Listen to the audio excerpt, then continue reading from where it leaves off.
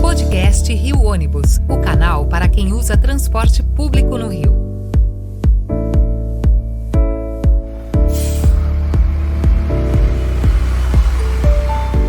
Bem-vindo ao podcast do Rio Ônibus, o seu ponto de encontro para conversas sobre mobilidade urbana, transporte público e as histórias que movimentam o Rio de Janeiro. Eu sou Paulo Valente, diretor de comunicação do Rio Ônibus, e te convido a embarcar com a gente nesse bate-papo que conecta você à nossa cidade. Hoje recebemos Augusto Archer, especialista em cidades inteligentes, mobilidade urbana e eletromobilidade, para falar sobre o artigo A Utopia Possível da Mobilidade no Rio. No texto, ele vai além da crítica ao sistema atual e apresenta propostas integradas, humanas e viáveis para transformar a experiência de milhões de pessoas que se deslocam diariamente pela região metropolitana. Augusto, muito obrigado por aceitar o nosso convite para participar do podcast do Rio Ônibus. Eu tenho o prazer de ler os seus artigos, de ver aquilo que você publica, as considerações que você faz aí no LinkedIn, principalmente sobre vários temas ligados aí ao tema de nosso interesse específico aqui, que é o transporte urbano, no nosso caso por ônibus. E é um grande prazer conversar com você e passar para os nossos ouvintes muito do conhecimento que você traz aí para a gente em tudo aquilo que você escreve e comenta. Então, muito obrigado em meu nome e da nossa diretoria por aceitar o convite para participar aqui com a gente. Oi, Paulo, bom dia aos ouvintes. Eu que agradeço a esse inestimável convite para poder comentar um pouquinho sobre ideias, né? O nome já diz Sim. utopia, né? Quer dizer, são cenários aí possíveis em que a gente gostaria que realmente as coisas funcionassem bem. Agradeço mais uma vez, estou aqui à disposição para a gente trocar aí essas informações aí. Você também é um expert aí no assunto, a responsabilidade então fica grande aqui. Então, tá bom. Bom, Augusto, para a gente começar a conversa, queria que você contasse um pouco da sua trajetória e como que o tema da mobilidade urbana se tornou um ponto de interesse aí na sua vida, no seu dia a dia. Bem, eu sou sócio de uma empresa que é uma integradora de soluções, que é a City for Life, né? E com especialidade em projetos de mobilidade urbana, logística, né? Dentro do contexto de cidades inteligentes. Sim, Atuo mais de 18 anos aí em projetos de mobilidade urbana, aplicando tecnologia, principalmente, para gerar eficiência, né? E no universo da eletromobilidade, que é mais recente aí para mim, de 5 anos para cá, né? Eu já acompanho isso desde de alguns projetos que eu acompanhei fora do Brasil e depois essa vinda para cá. Então, eu participo hoje do quadro de direção do Instituto Lemob, né? Que atualmente tem a sim, coordenação do PNE, onde a gente atua com o advocacy, né, na parte da eletromobilidade, envolvendo a articulação de entidades, especialistas e cidadãos para poder influenciar nas políticas públicas e promover a adoção aí dos veículos elétricos e infraestrutura sustentável no Brasil, né? sim. Sou também partner aí e conselheiro de uma startup que é a Eleve Mobility, que desenvolveu um marketplace que integra gestão, pagamento, experiência do usuário, né, em rede de recarga. E tenho aí alguns outros chapéus aí em participação mais institucionais na Associação Comercial do Rio de Janeiro, na Sim. SESC. Enfim, me mantenho bem ocupado. Isso é bom. Essa participação que você está falando da Associação Comercial do Rio de Janeiro, da SERJ, é interessante, né? Porque a gente começa a conversar com você, com outros especialistas aí no setor, e a gente vê que tem esse item que nos une, que é a mobilidade, mas, como você falou, interessante, dos vários chapéus, né? A gente acaba se encontrando aí também na associação comercial, em reuniões da Firjan, de tudo isso. É bem interessante ver que existe um grupo grande de pessoas que está interessado em discutir uma cidade melhor, em discutir a mobilidade, que eu acho que é fundamental para todas as cidades. É uma coisa que, para o nosso ouvinte, assim comum, tem uma turma que é especializada, mas para muita gente isso passa ao largo. as pessoas falam muito somente sobre a questão do transporte público ou do transporte por ônibus. E a gente sabe que o transporte público é uma pequena parcela dentro de tudo isso que a gente vem discutindo, da cidade inteligente, e que aí a tua participação na sociedade civil organizada, né? É, Uhum. dando as opiniões, apresentando os estudos e tudo, traz uma visão muito maior sobre o todo da cidade e a função que o transporte público tem que ter dentro dela. Então, acho que esse é um dos objetivos do nosso podcast aqui, é trazer luz, trazer discussões, trazer pessoas de fora do nosso ambiente aqui, de empresas de ônibus, para se discutir as grandes questões. E, por dentro disso, a gente leu o teu artigo e achou extremamente interessante, né? Quando você fala da utopia possível na mobilidade do Rio de Janeiro. E você traz uma reflexão, né, sobre como que a mobilidade urbana no Rio é vista de forma fragmentada. As pessoas não têm essa visão do todo que é envolvido. E apresentam só soluções pontuais em vez de estruturais. Então, na sua visão, o que é que falta para os gestores públicos e privados também, para que eles possam enxergar o transporte como parte de um ecossistema integrado e estratégico para a cidade? Para a gente não ficar sempre combatendo as consequências e não as causas do problema de mobilidade.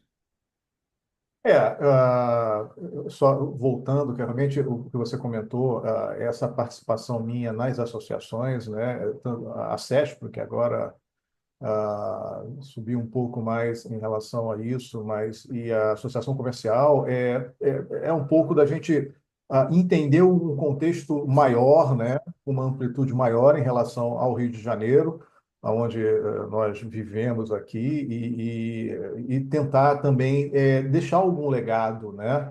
Eu Sim, acho que esse é um ponto bastante interessante, essa reunião.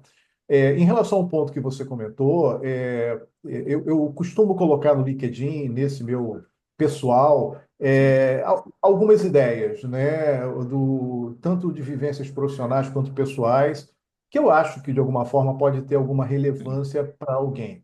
Então, eu me dou a esse direito de colocar ali as minhas sim, impressões e algumas informações. E a minha tese, ela é simples, apesar do tema ser complexo, né? Enxergar o transporte como ecossistema integrado, né? Físico, tarifário e informacional, né? E pagar por desempenho, né? Quando a sim, gente conecta planejamento, dados, contratos, a gente entrega confiabilidade, né? Reduz o tempo porta a porta, eleva a qualidade de vida, principalmente de quem mais depende do sistema, né? sim, Então, assim, a minha abordagem é de mobilidade policêntrica, nesse caso, né? Se ancora basicamente aí em quatro pilares, né? Baseado em alguns estudos aí já existentes, né? Quer dizer, é importante aí ser colocado que a ideia não é reinventar a roda, mas sim sim, aplicar projetos e pesquisas e trabalhos que já foram validados e feitos, né? E que às vezes ficam somente como uma utopia realmente, né? Então, a gente tem aí, por exemplo, as métricas de policentrismo por fluxos funcionais do OECD, né, que define bem essa questão do subcentro e sim, prioriza essas ligações, não, do polo a polo, né? Tem a parte também da acessibilidade temporal, né, como uma variável aí chave da inclusão da produtividade, também medindo essa questão do porta a porta, essa parte da integração plena, né? Bilhetes únicos sim, regionais, que hoje é um problema nosso para cá, que nós temos dois, né? Essa coordenação multimodal, né? O processo de clearing, né? Que São Paulo hoje você já tem a Abasf lá trabalhando hoje um pouco como essa operadora de sistema de bilhetagem, centralizando essa com uma câmara de compensação, né? E, sim, é, e essa referência aí direta para tentar fazer uma interoperação entre o JAER e o CART, porque a gente temos sistemas que são interessantes, porém ainda confusos para a população, né, em termos de sim, uso, né, como a gente tem em outros países, né. E, obviamente, por último, você poder transmitir confiabilidade, né. Você tem sim, medidas aí já por percente, o P90, P95, enfim, né? Recomendado aí por alguns órgãos já, como a FHWA, né? Federal Highway Administration, que é a divisão de transportes lá dos Estados Unidos, especializado em transporte rodoviário, que é muito utilizado, sim, porque traduz exatamente essa experiência do usuário, né? E no Brasil eu uso muito como base o IPEA, né? Baseado aí no policentrismo dos grandes aglomerados, que é tem uns estudos também da região metropolitana, do Rio Metrópole, né? Que mostra essa questão das centralidades aí, funcionais, tudo.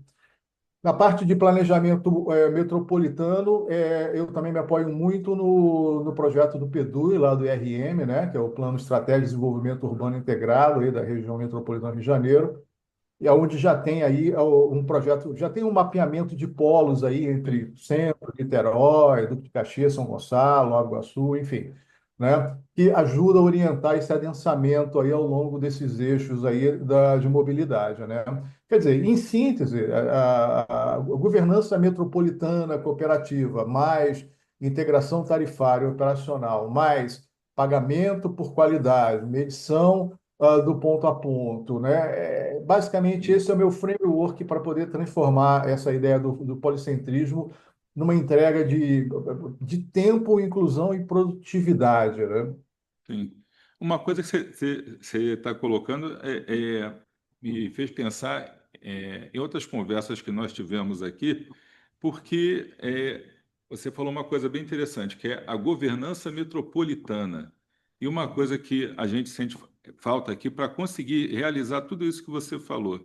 A gente tinha um cartão que funcionava aqui. Eu não vou entrar na discussão de Rio Card, com cartão já, mas nós tínhamos um cartão que atendia não só a região metropolitana, mas o estado todo e todos os modais de transporte. Então, por uma questão que eu diria mais política, até a gente passou a ter dois cartões, o que já criou uma série de problemas que estão aí na imprensa no dia a dia, a gente está vendo. A gente fala da integração intermodal, da integração entre esses polos, né? É, formadores de viagens assim que criam demandas específicas. E o que a gente discute muito aqui é a necessidade de se criar uma agência metropolitana para regular essa questão dos transportes. Porque uma hora tem um projeto que é bom para o município do Rio de Janeiro, mas não atende, de repente, a Caxias, a Nova Iguaçu, a Niterói, a tudo isso. Então, para a gente conseguir ter. Porque, na verdade, a gente tem uma grande metrópole, uma grande cidade que vai além do limite dos municípios e que não tem essa integração. Então, eu te perguntaria sobre isso. Ter, de repente, uma agência metropolitana que regulasse tudo isso, como a gente tem em Goiânia, que Goiânia, por exemplo, tem Uhum. a capital, mas tem as cidades do entorno de Goiânia que trabalham de forma já integrada. Então, você acha que isso seria possível aqui no Rio de Janeiro? É lógico que tem que haver uma vontade política, né, para que isso aconteça, mas você acha isso possível dentro da nossa utopia? É, então, possível sempre é, né? Eu digo Sim, que a gente carece de bons projetos, sim, né? Efetivos. Mas, principalmente, nós temos alguns impasses de execução em relação a esses projetos, né? sim, Então, essa questão mesmo da divisão que a gente tem hoje entre cartões, por exemplo, sim, né? Eu comentei que eu tive um período fora aí, exatamente fazendo, por exemplo, eu tive em Singapura e passei em Amsterdã, por exemplo, sim, e tive a oportunidade nessas visitas de entender um pouco como é que funciona a cidade, né? O que é o meu foco. Singapura, por exemplo, você tem uma tarifa por distância, contrato paga por regularidade, sim, né? E você tem um cartão único que você pode usar, né? Para poder fazer. Amsterdã, a mesma coisa. Apesar de Amsterdã ter toda uma cultura, uma sociedade baseada na questão tanto do histórico, mas na questão do uso da sim, bicicleta, sim, principalmente para ter isso, ela precisa ter uma infraestrutura bem definida para viabilizar a parte de segurança, etc. Eles têm hoje um sistema lá de open loop lá, então quer dizer, o que que significa? Você com o teu cartão de crédito você acessa todos os modais. Sim, Então assim, o objetivo é sempre facilitar a vida do teu cliente. No teu cliente, no caso, são os usuários, sim, é a população que usa o transporte, né? E normalmente o que a gente vê é que se olha muito a operação, o que é melhor para a operação, e não necessariamente o que é melhor para a operação é melhor para o teu cliente, né? Então, eu vejo que nessa questão do transporte existe uma inversão de prioridades, vamos dizer assim, né? Aonde você precisa entregar para o teu cliente final qualidade, você precisa entregar para o teu cliente final transparência em relação àquilo, né? E você precisa melhorar a vida do teu cliente final. E não é muito o que a gente vê na questão do transporte, né? Você vê que as ações apesar de evoluções em relação à tecnologia, etc., a tecnologia hoje não é mais um problema. O problema sim, hoje é como você aplicar a tecnologia da melhor forma possível para resolver um problema. sim, sim, Então, a gente tem hoje, por exemplo, essa dualidade em relação a cartões, o que dificulta muito a vida de quem quer pegar um transporte público, né? Quem quer usar e às vezes precisa ter um, precisa ter outro, precisa fazer um cadastro de um, botar dinheiro em um, botar dinheiro em outro, enfim, sim, já é complica. complexo, né? Para que você consiga administrar a logística em relação a isso, né? E mobilidade, ela não é só deslocamento, né? Tem infraestrutura de tempo, basicamente é isso, o transporte ele trabalha em cima do tempo, né? De como você melhora o deslocamento das pessoas, saindo de um ponto A a um ponto B, Sim, né? Então, quando a gente transforma aí o transporte com um ecossistema integrado, né? Físico, tarifário e informacional, a cidade ela ganha mais produtividade e justiça social, né? Então, assim, o caminho ele é claro, né? Governança de dados, contrato por desempenho e uma rede policêntrica.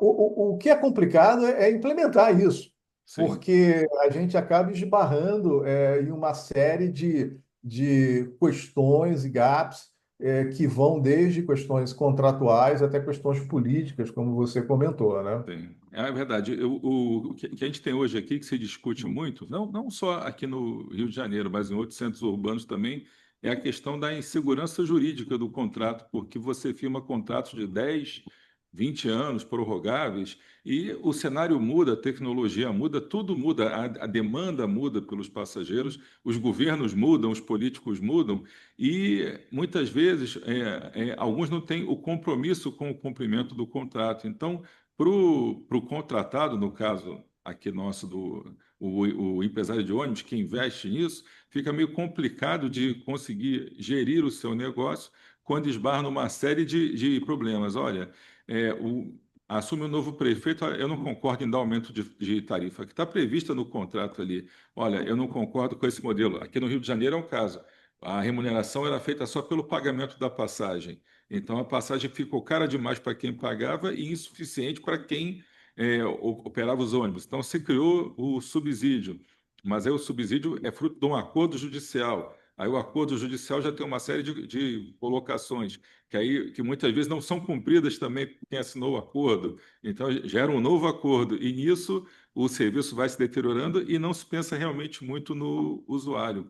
E uma coisa que chamou a atenção no teu artigo também foi sobre a necessidade de a gente olhar para as soluções humanas, porque a gente fala muito, é o que você colocou, é a questão técnica, o que é melhor para a operação, o que é melhor para quem projeta ali as vias de repente, ou para quem opera, mas como é que fica a questão, né, fora do tecnológico e do econômico, né? Como é que a gente consegue contemplar a inclusão social, a acessibilidade, qualidade de vida, né, para quem depende do transporte público, e até indiretamente para quem não depende do transporte público, mas vive na cidade, e se tiver um transporte público funcionando melhor, certamente tem menos impacto na mobilidade e melhora a qualidade de vida de todo mundo. Então, eu queria que você falasse um pouco desse prisma humano para essa colocação, porque é uma coisa que a gente fala aqui, a gente tem que fazer um transporte humano, Mas como é que você traduziria isso assim, em ações práticas, já que você falou isso no teu artigo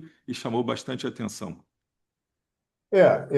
Até voltando ao que você comentou, realmente ter uma centralização é importante, mas principalmente você ter contratos bem feitos, Sim, né? Você ter contratos onde você consiga alinhar tanto a questão dos índices de qualidade que você precisa acompanhar, seja de transporte, ou seja mesmo junto à população, né? Transparência nessas sim, informações e principalmente melhoria contínua. Você tem que aplicar um Kaizen nesses contratos aí, sim, porque eu lembro umas histórias antigas que quando eu trabalhava, eu chegava a oferecer projetos na parte de roteirização para a parte de ônibus, isso tudo, e eu escutava das empresas o seguinte, cara, a gente hoje se preocupa em manter o ônibus rodando, nós não estamos muito preocupados com o usuário porque sim. o contrato não permite que a gente aplique melhorias em relação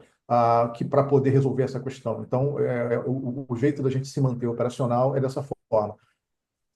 Isso me chocou um pouco na época, porque isso vai totalmente contra com qualquer linha de negócio que você Sim. tenha, onde o teu objetivo final é o seu cliente, né? Nesse caso, é o atendimento basicamente a uma medida legal, a uma concessão nesse sentido. Então, eu vejo que atualmente os contratos melhoraram um pouco, já colocando Sim, SLA, já colocando alguns indicadores nesse sentido. Porém, o ponto que você comentou é importante, né? A questão de você ter uma segurança jurídica em relação que aqueles contratos eles vão ser seguidos e vão ser principalmente auditados de ponto a ponto, né? exato. Para que você que tem. A gente tem um problema principalmente no Rio de Janeiro, de projetos onde a execução ela é fantástica, mas se esquece que você precisa ter uma manutenção para manter aquele projeto fantástico funcionando durante todo o tempo, né? Então a gente acaba pecando muito por aí. Para entrar no teu ponto, né, o ponto que você comentou,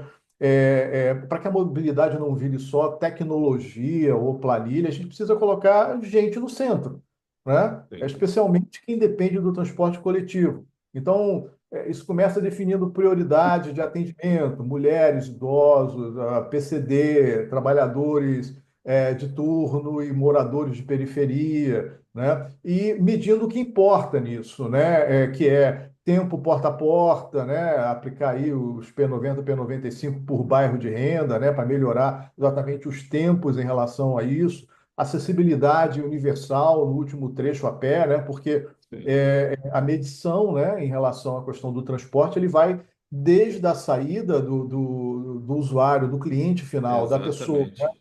Do cidadão da sua casa até ele chegar no ponto final dele, que seja o trabalho ou aonde ele quer que vá. Então, todo esse percurso é um percurso que tem que ser analisado e medido, né? E nós temos aí a micromobilidade também para ajudar no Last Mile, a gente tem a própria questão da caminhada, né? De você ter realmente e investir nessa questão de cidades mais caminháveis, né? Onde você Sim, possa realmente acessar a pé, né? E esses indicadores, eles não podem ser retóricos, né? Eles têm que entrar em contato por desempenho, tem que ter algum bônus ou um malus aí vinculado a metas de inclusão, parte da remuneração só é paga se o operador entregar conforto, a sim, sim, acessibilidade, segurança, onde a demanda social é maior, enfim.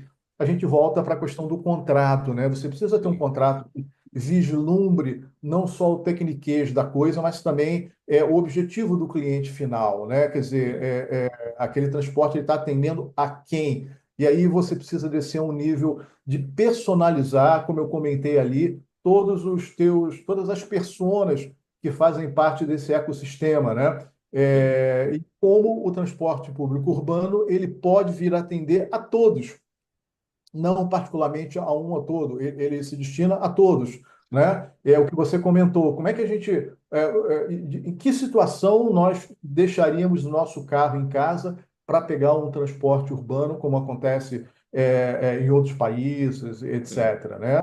Então, e aí são vários problemas, são linhas alternativas aí, como o metrô, o próprio VLT ainda atingindo ah, uma poucos locais, né? Poucos sim, pontos, comparar nosso metrô com o metrô de São Paulo, por exemplo, existe uma logística muito maior, a parte mesmo da parte da micromobilidade, né? sim. Se você for ver um estudo, uma fotografia das nossas ciclovias, parece que você está olhando no microscópio e vendo uma série de bacilos, porque nada se conecta em lugar nenhum, né? Sim, sim. Então, assim, comparado a Porto Alegre e outros locais. Então, assim, esses corredores polo a polo, voltando também na questão do policentrismo, né?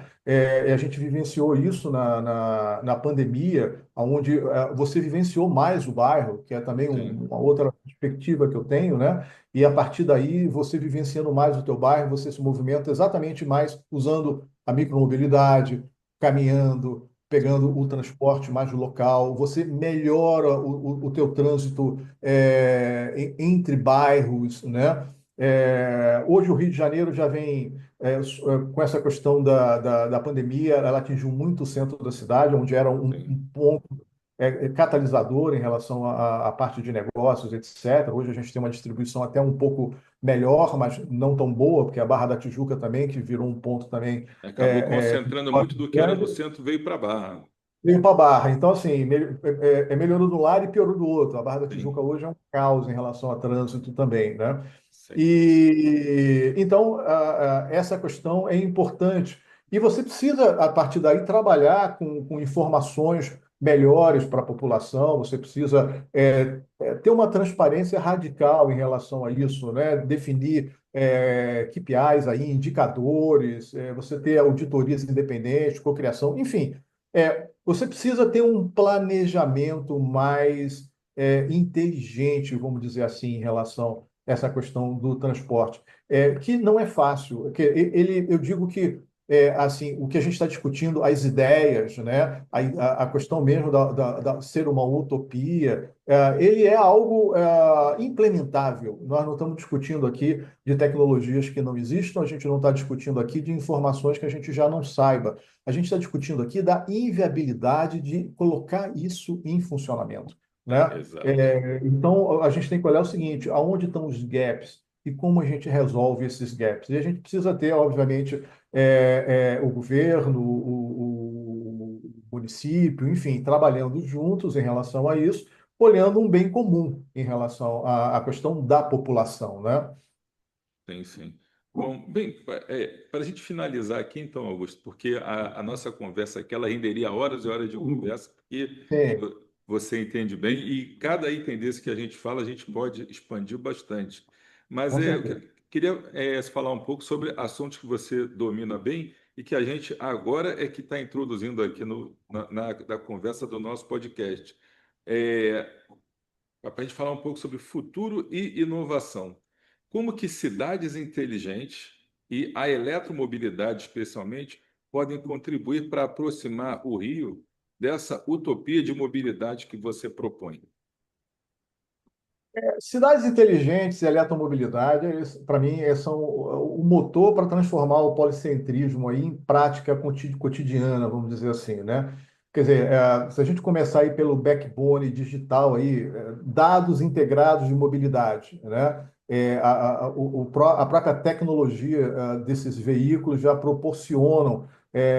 Eu chamo que um veículo elétrico ele segue uma analogia muito próxima de um celular, né? Eu falo que é um celular com Sim, roda, porque ele é um equipamento que usa uma bateria e que tramita dados ali. Você tem essa possibilidade, né? sim, Então, quer dizer, telemetria de frota, bilhetagem, né? Você pode criar um data lake metropolitano com API aberta para poder melhorar e viabilizar novos desenvolvimentos de soluções, né? É, Aí você traz um conceito de mobilidade como serviço, né? O Mobility as a Service, que também é um conceito usual e interessante, e seria muito bom da gente ver, onde eu particularmente gosto muito, né? Esse planejamento porta a porta, pagamento sim, em conta, esses indicadores de experiência, tudo isso a gente consegue trazer, a gente precisa dar transparência, publicar essas informações para que todo Sim, mundo acompanhe, né? Não adianta você dizer, ah, melhorou, piorou, enfim, você precisa trabalhar com dados. Os dados são inegáveis, vão dizer como é que a situação está, se está boa, se está ruim. sim, Sem dados não há governança, né? E você tem que contratar resultado, né? As concessões, isso tudo, você tem que contratar resultado. Na parte de infraestrutura, a eletromobilidade, no caso, ela orquestra e gera eficiência onde importa, né? Então, corredores de BRT, linhas alimentadoras, ônibus elétricos, recarga smart no depósito ou por oportunidades, como hoje já algumas linhas de ônibus vêm trabalhando, quer dizer, o que não muda, muda a logística, né? A sim, aplicação usual de um ônibus vir para uma garagem e reabastecer, etc., ele muda com o ônibus elétrico, onde você precisa repensar essa logística dele de forma que você consiga trabalhar na autonomia do ônibus sim. e pontos de recargas e também até outros locais para você fazer. Você tem a oportunidade para hubs aí, a parte pantográfica, por exemplo, geração de demanda com tarifa horária. Você tem algumas tecnologias aí, como o V2G e o V2B, né, que é o Vehicle to Grid, Vehicles to Business, onde você consegue, por exemplo, ter esses veículos não só para poder serem também geradores de energia, né? Eles trabalham Sim, como baterias, onde você consegue, por exemplo, no vetor G, retornar energia para a rede. Você imagina você uma garagem que consegue ter um abastecimento, o excesso daquilo, ele consegue usar os ônibus para retornar energia ainda para a rede e ainda conseguir se beneficiar em termos de uma tarifa, né? Em relação ao sistema on-grid. O idem do sistema também do V2B, que possibilita também que esses veículos trabalhem como baterias, e com isso você minimiza o impacto na tua rede normal.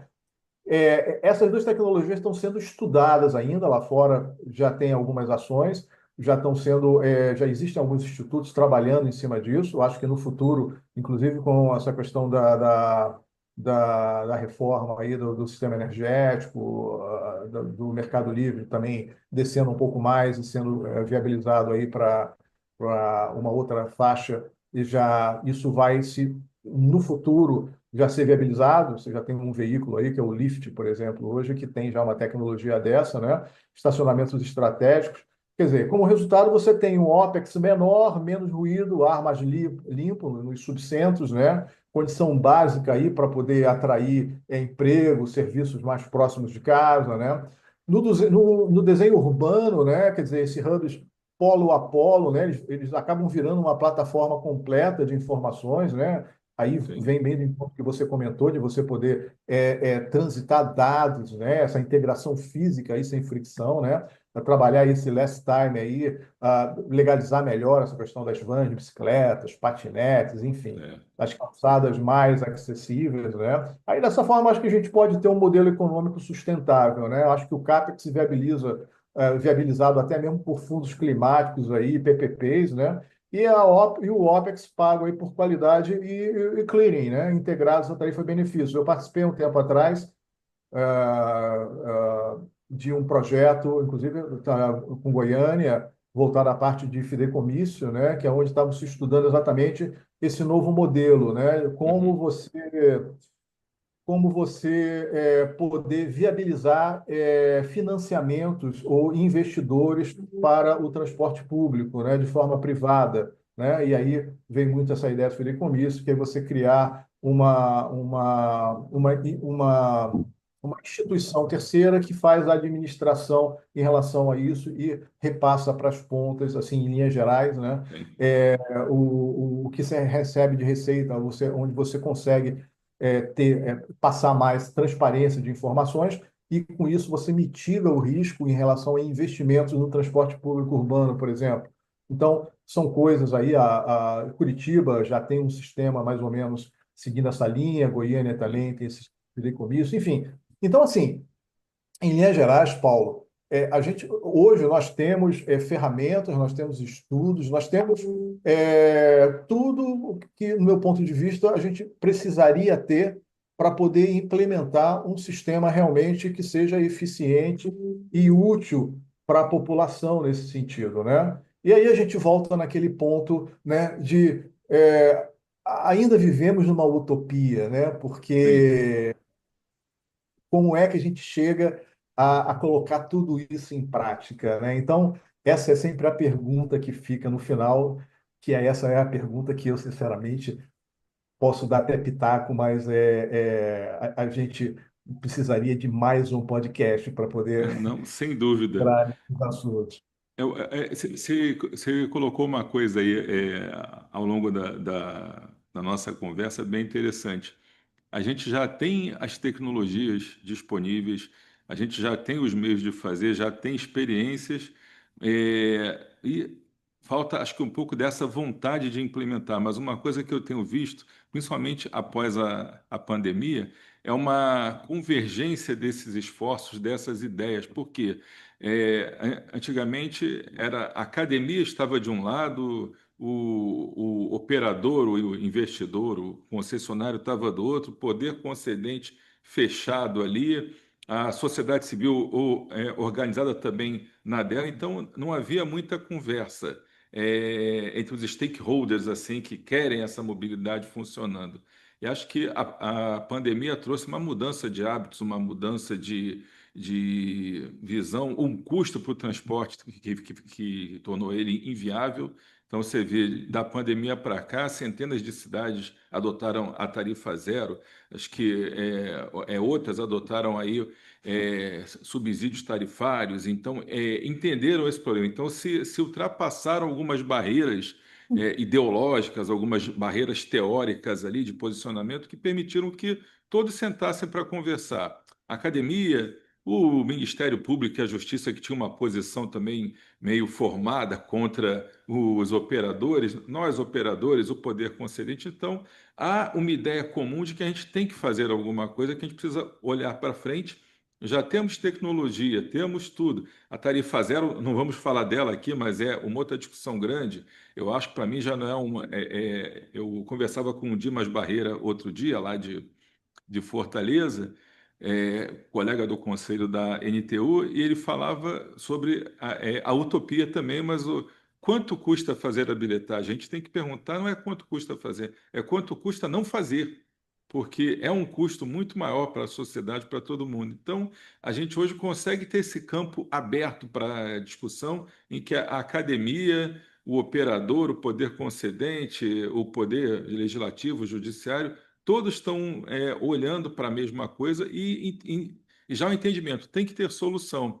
Então, a utopia se torna possível, né, ela deixa de ser uma utopia, se coloca em prática quando acho que há essa convergência, essa vontade de que tudo funcione. Então, a nossa conversa, outras que a gente tem tido aqui, e muitos dos debates que a gente vê pelo LinkedIn, são pessoas trazendo ideias, trazendo posicionamentos que convergem para essa questão, independente de ideologia política, de ponto de vista, olha, eu sou de direita ou de esquerda, e muita gente fala, a tarifa zero é um projeto de esquerda. E aí você vê os empresários que teoricamente são de direita defendendo uma tarifa zero. Então, a coisa não ficou de cabeça para baixo. O que é que a gente tem que aprender a trabalhar mais pelo bem comum, pelo bem da sociedade toda, e É, menos pelos pontos de vista de A, de B, de C. Então, foi muito bom ter conversado com você por ver também essa é. convergência de ideias e dizer que a utopia está próxima, né?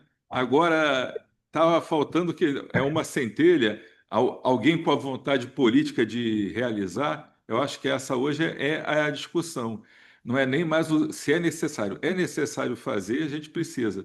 Agora, o quando depende de quem vai comandar isso. Eu acho que a gente carece de uma liderança que vá conseguir juntar todo mundo e botar isso para frente.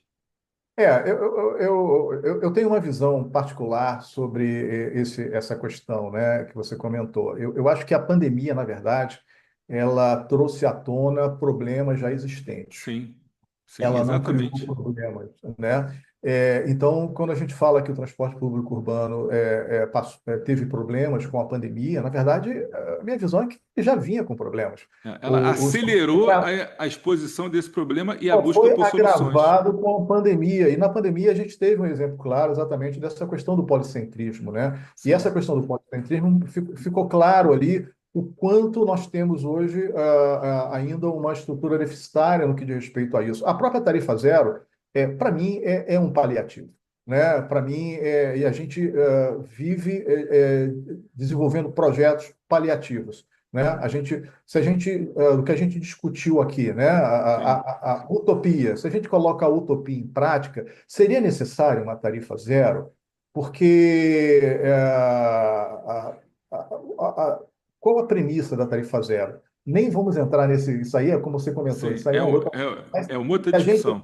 a gente entrar na premissa dela, e se a gente colocar isso dentro desse cenário que a gente está discutindo aqui, a gente chega à conclusão que é o seguinte: por que tarifa zero? Né? Na verdade, eu estou beneficiando uma ineficiência do sistema, e, por outro lado, estou prejudicando um outro, porque eu entrego de um lado, tiro do outro, e como eu tiro do outro, eu não consigo melhorar esse outro. Enfim, você entra num loop infinito ali, onde você vive de paliativos e você não resolve o problema, né? É um grande band-aid. Então, um pouco essa é a minha visão em relação a essa questão.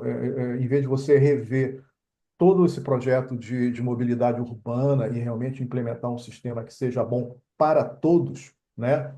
Para o usuário, para o operador, para o governo, para o município, enfim, você trabalha com medidas paliativas em função do que a gente conversou. Então, eu acho que eu acho que é um pouco por aí, né? E eu acho que aí vem a grande dificuldade, né? Porque como sensibilizar e movimentar todos esses órgãos para o desenvolvimento realmente de um projeto efetivo nesse sentido. A gente falou um pouco de Singapura, a gente falou aqui um Sim, pouco de Amsterdã, né? Onde projetos como esses hoje funcionam e sim. foram causados a partir de um evento. Eu tinha a esperança de que a pandemia ela servisse exatamente para escancarar esses problemas e deixar claro, né, a partir desse teste, de que algo precisava ser feito efetivamente e era uma boa oportunidade para você fazer isso. Sim. Eu acho que a gente perdeu esse time e a gente está voltando de novo a colocar band-aid, entendeu? A minha analogia vai um pouco nessa linha. Te entendi bem. Bom, Augusto, o nosso tempo de gravação aqui, minha equipe está apontando para o relógio aqui para mim que o nosso tempo está acabando. Então, mais uma vez eu quero te agradecer aí pela participação, pelo conhecimento que você trouxe aí para a gente, pelo debate. Eu já tomei nota de uma série de coisas aqui que eu acho que a gente vai precisar conversar de novo e já vou Atenção. introduzindo a conversa com outros especialistas com quem a gente vai conversar também, que eu acho que esse é um debate bem produtivo que traz luz aí sobre uma série de problemas que a gente tem e a gente tem que acreditar nas utopias. Eu acho que a gente tem que trabalhar para que elas se tornem realidade, a gente possa criar novas utopias, mas depois da concretização daquilo, acho que muita coisa que o ser humano achou que era impossível conseguiu colocar para funcionar, mas assim, discutindo, debatendo, trabalhando, acho que a gente chega lá. Então, Augusto, muito obrigado aí pela tua participação, pelo teu tempo aqui com a gente. Eu que agradeço, Paulo. Inclusive, eu vou fazer uma propaganda na minha newsletter lá no Claro, LinkedIn, falando sobre o que você acabou de botar aí, sobre coisas que a gente tinha em ficção e colocou em prática. Eu coloquei um sim, pensamento lá bem interessante agora também lá no LinkedIn sobre isso. E estou aberto aí, principalmente por lá, onde eu atuo mais, a discutir esse sim. assunto. Estou à disposição de vocês aí para quando eu puder colaborar mais aí em relação a isso, tá? Muito Então, obrigado aí Augusto. pela Pô, oportunidade. muito obrigado. Então, olha, em nome do Rio Ônibus, agradecendo uma vez ao Augusto Archer, especialista em cidades inteligentes, mobilidade urbana e eletromobilidade, chegamos ao fim de mais um episódio do podcast do Rio Ônibus. Agradecemos a você, ouvinte, por nos acompanhar nesse bate-papo sobre mobilidade urbana. Continue nos acompanhando e fique ligado para não perder o próximo destino. Até a próxima. Apresentação e supervisão, Paulo Valente. Roteiro e produção, Peter Barcelos. Produção técnica, One Marketing. Rio Ônibus. Seu dia passa por aqui.